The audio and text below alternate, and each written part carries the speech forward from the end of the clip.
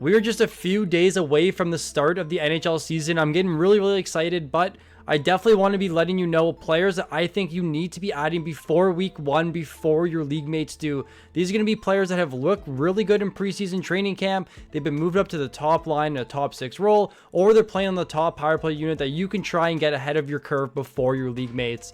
This is going to be a good video, guys, so sit back, relax, and enjoy.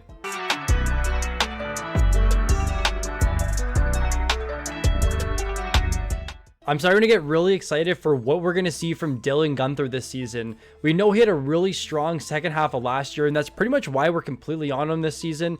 In the second half of last season, he got called up, played 45 games, 18 goals, 35 points, and that pace over 82 games, 33 goals, 65 points, while averaging 9.9 shots per 60 with dual position eligibility. So there's a lot to like from Gunther this season. The shot rate was extremely good on a Arizona Coyotes team last season that wasn't the best offensive team, but this year their young guns look to be getting a little bit more age. They added in Mikhail Sergachev now in the Utah Hockey Club, and that should really help bolster their back end, help with a better puck moving defenseman on the back end.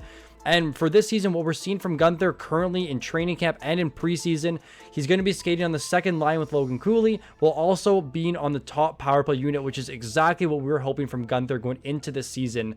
Now, he's a noted high volume shooter, and hopefully with the improved minutes, improved offensive touches, maybe we see him play over 18 minutes per night and potentially move up to the top line with Clayton Keller. That will vastly improve his production going into this season. Over the last 17 games of the season, he averaged 17 minutes and 30 seconds, had 6 goals, 11 points. There's a lot to like from Gunther. The upside is massive going into this season. We have him projected to have a 60-point season, 21 points on the power play, and over 200 shots. He's rostered in just 31% of leagues right now, meaning that he is one of the top free agent grabs if you're in a 10 to 12 team league, and he's available on your waiver wire now. If you're drafting while you're watching this video, this is definitely going to be a guy you want to be prioritizing around 12 plus with massive upside this season. At this point, I don't really know if I'm more excited about Michkov, if I'm more excited about Gunther, or if I'm most excited about Gauthier this season. Honestly, one of the most intriguing prospects in the NHL right now. If you've watched my live streams, you've pretty much heard about how much I've been hyping him up this season. Now, he was moved part of that controversial trade where he asked out of Philly, probably didn't want to play under the Tort system, over to Anaheim for Jamie Drysdale. Now, in 2022, former 5th overall pick. The biggest thing for me this year, and we were talking in the Discord, was about Leo Carlsson was on a minutes restriction last season. And someone asked me, well, what about Gauthier? The difference is that Leo Carlsson was 18, turning 19 last year, whereas Gauthier is turning 21 as soon as January. So he's a little bit older, which means there's likely going to be 0 restrictions for him. And we've started to see the success of these prospects coming out of college hockey. A little bit more age, a little bit more muscle, a little bit stronger, and they've produced extremely well.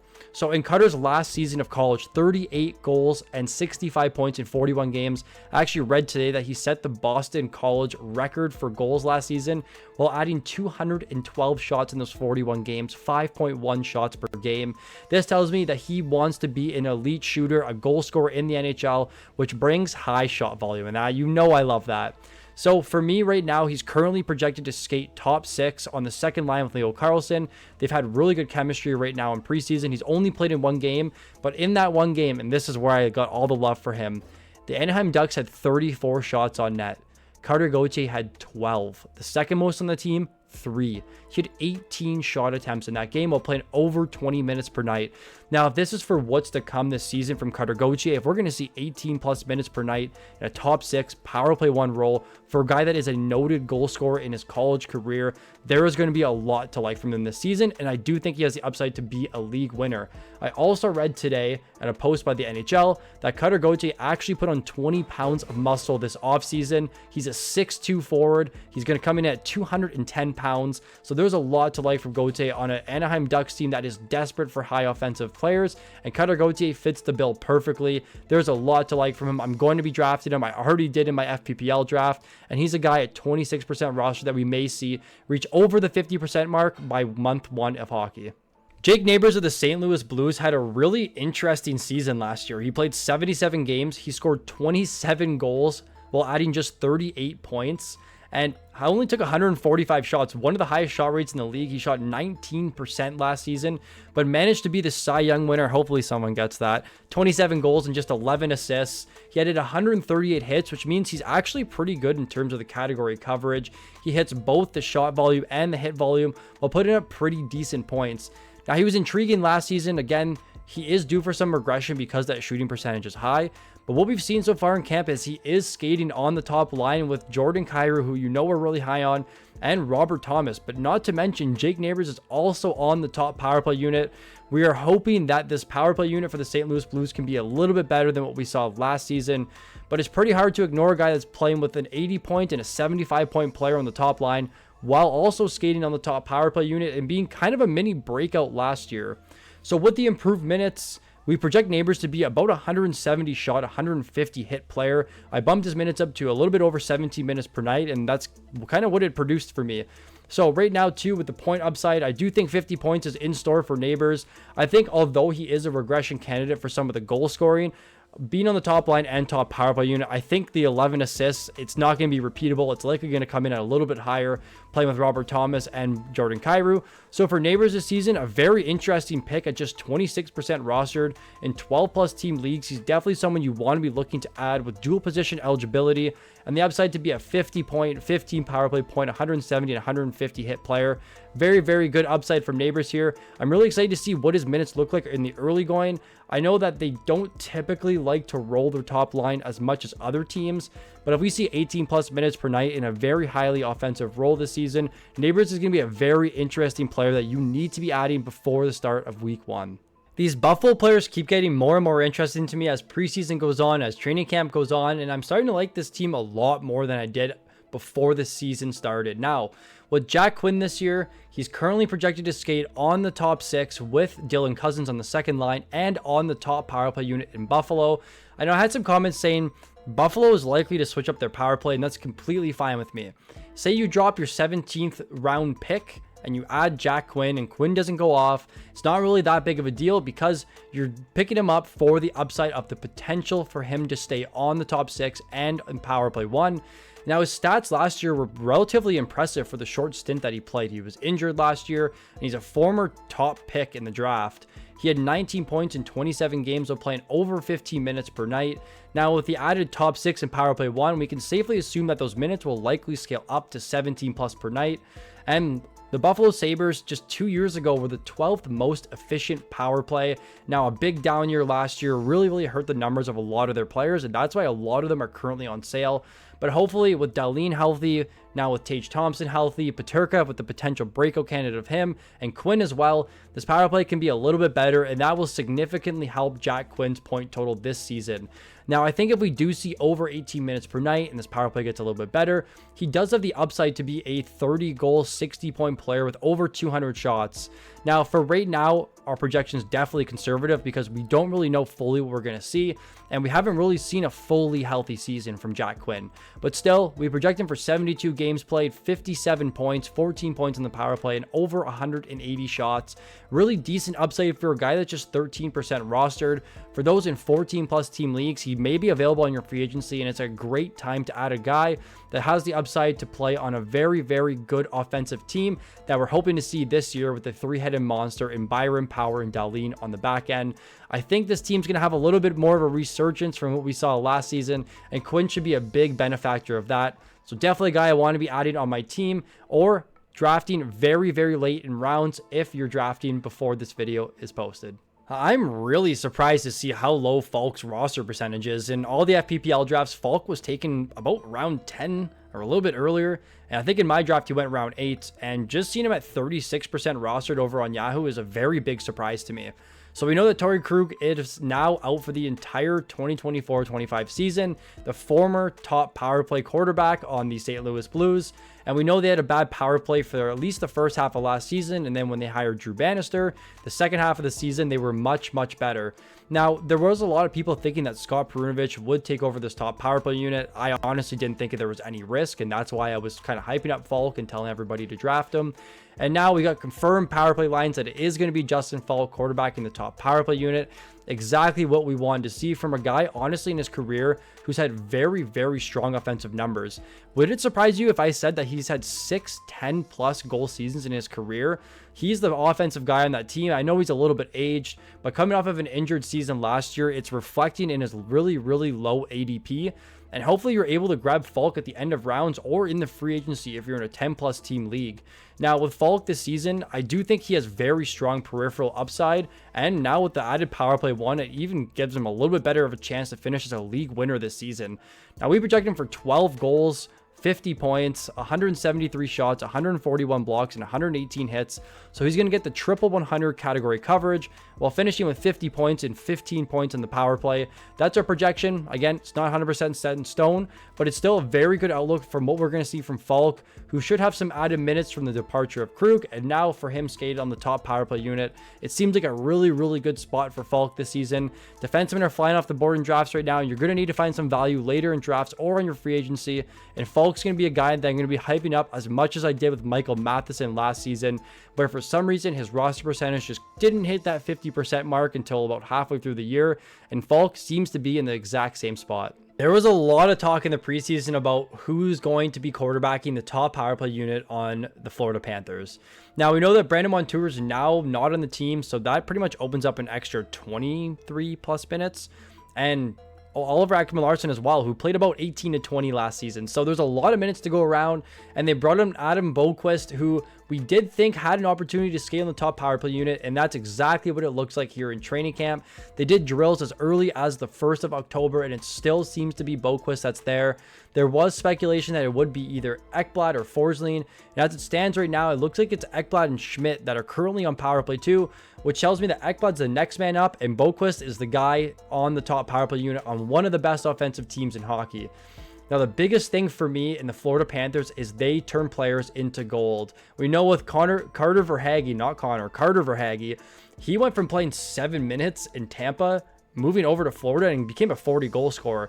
Same thing with Brandon Montour, who was a 30-40 point defenseman who put up 73 points in his second full season and his first full season on the power play, on the top power play unit for the Florida Panthers. Now, I don't think Boqvist is going to be a 70+ point player, and my biggest concern with Boqvist is the lack of peripherals.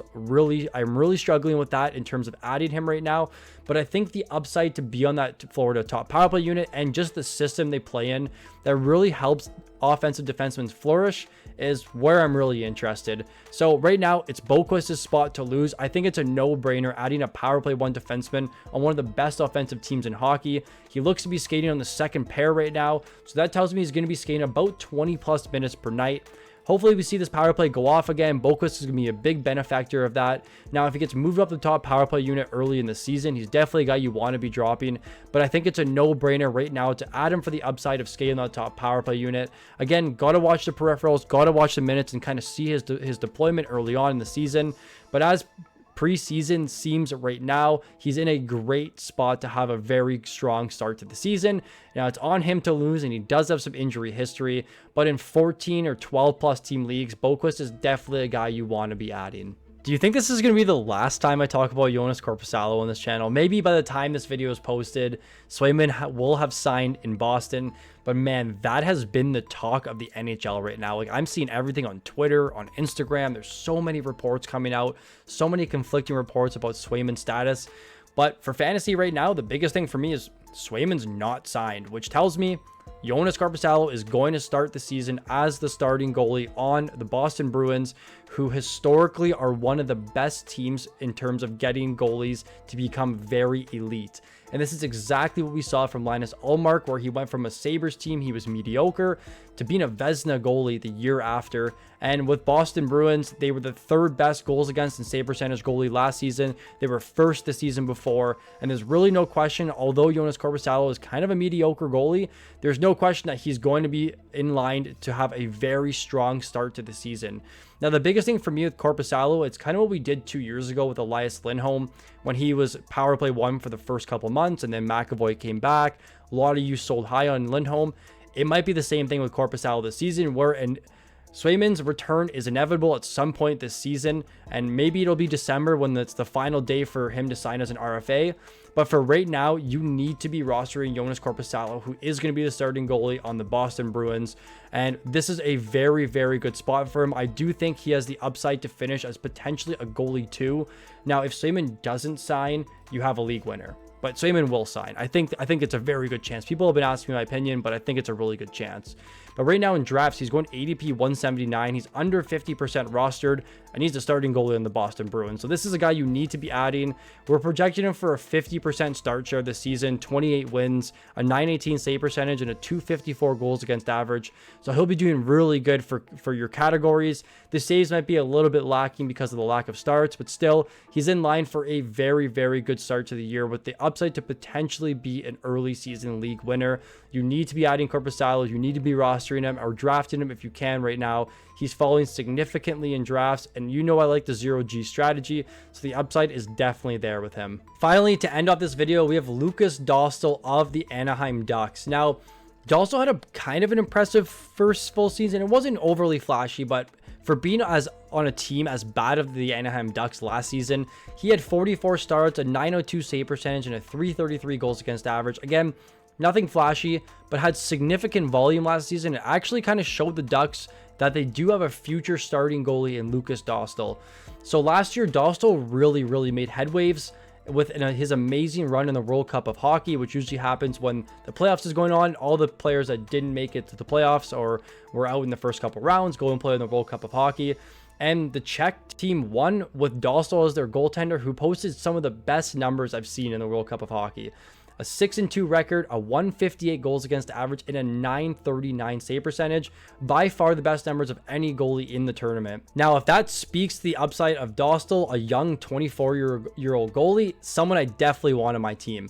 But some of this news in the preseason that came out that John Gibson did have a surgery on his appendix. He got it removed, and he will be out for the first 3 to 6 weeks of the season, which tells me Dostal will likely be the starting goalie, getting heavy, significant volume up until maybe mid to late November. So with Dostal here, he's a very good early add, especially if you need volume on your team. If you're in a league that isn't category league, so if you're in a points league, Dostal becomes a very valuable goalie. He's very young, and I do think that we can safely project him for a potential 60% start share, given the assumption that Gibson's not going to be with the team until at least mid to late November. Gibson, I mean, I don't think he's going to be moved at any time, but with Dostal here, he does have the upside to start on a team that hopefully will be a little bit better offensively this season. I don't think defensively, but the volume is significant. So right now we project Dostal for 41 starts, almost 1,400 saves. So we know the Ducks give up a ton of shot volume, and that's good if you're in points leagues, because even though Dostal gave up 3 goals, he also had 42 saves to go with that. So very interesting stats from Dostal here this season. We also have him projected for a 909 save percentage and a 284 goals against average with 3 shutouts. I think he should be rostered in 12 to 14 team leagues right now. If you're in a categories league, I would probably hold off. But for those that are in points leagues, 12 plus teams, and you need a goaltender, Dostal is definitely a great add at this point in the season. That will do it for the players to add before week 1. I hope you enjoyed the video, and if you did, make sure to leave a like. If you're new to the channel, please subscribe. Thank you so much for all the support during this preseason. It's been a grind for us, but we love to do it, and all your kind comments and kind words have really reflected positively on us, so thank you so much for that. And as always, I look forward to seeing you all in the next video.